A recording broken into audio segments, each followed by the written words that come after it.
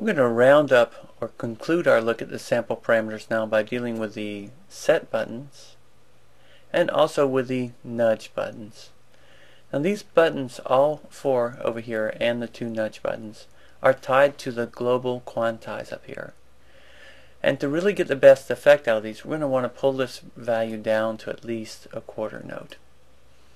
Now you can experiment with these more later, but this is a great way again to create some new clip ideas. We're going to start with the arpeggiator. I'm going to start a basic drum pattern behind it and then add in the arpeggiator.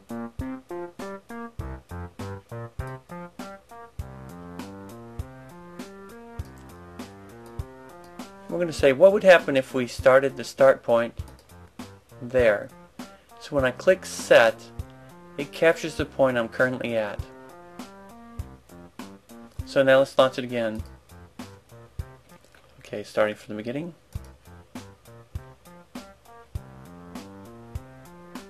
So it only plays 8 of the short notes, then jumps into the long. We can also create weird things by getting it in the middle. I'm going to go ahead and hide this info view to give us more room.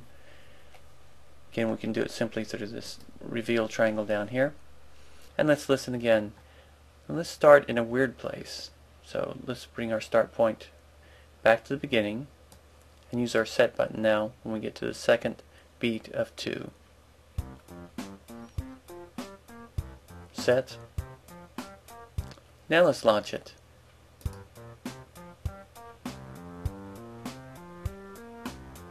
So now we've got a 3-note phrase and a long one. So we've got short, short, short, short, long.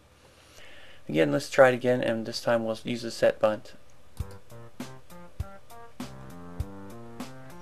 I'm just going to hold on set on 4-3, and stop and hear what that sounds like.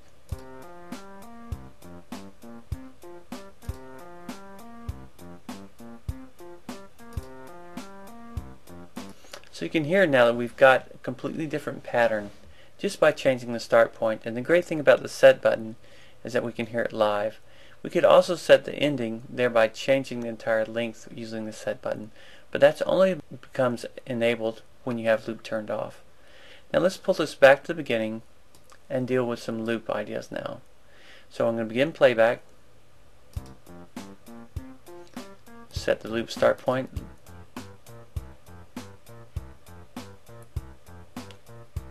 so we can do that by ear. Let's pull this back to the beginning.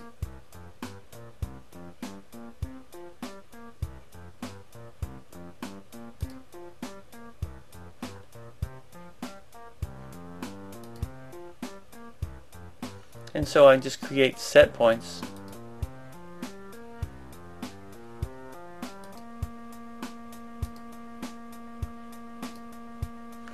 So we can create very short ones and very long ones. Let's pull this back to the beginning now.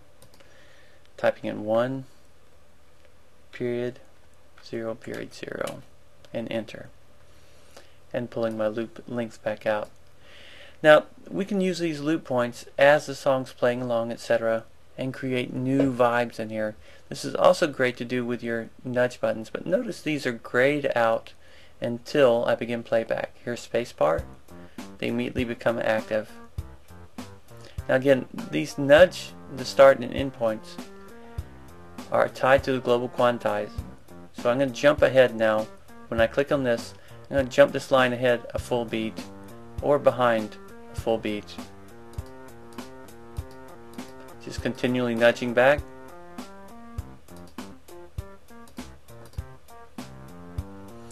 So you can see how we're jumping around the entire mix. Let's do the same thing now with the Latin mix.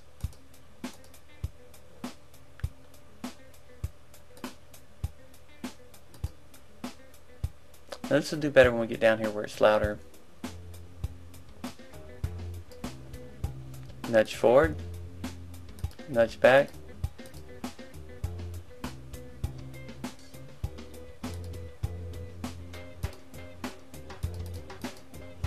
Now repeatedly clicking this takes us back several notches while we're playing back. So we can jump back one beat at a time because that's our current global setting, or a complete beat ahead. So let's do that again.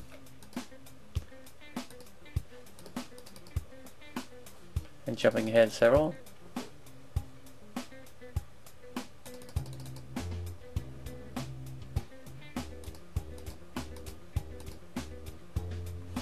And for a moment now, let's change our global quantize to a half.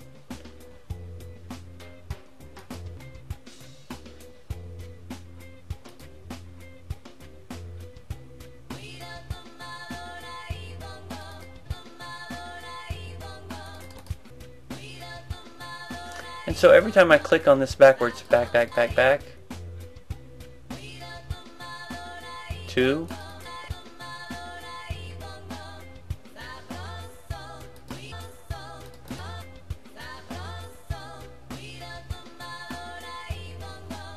so you can see we can jump around inside a file, creating like a loop-based pattern, and you can change this anywhere down to a 30-second note all the way up to 8 bars. So again, to get the most out of this, you're going to want to change your global quantize off its standard 1-bar setting. And you can use your set points here, and again these nudge buttons, but they only become active when you're playing back live. So again, this feature of the nudge works even better when you've got a complete arrangement going around you and you're moving drums or bass line in and out. That concludes our look at the parameters inside our sample box.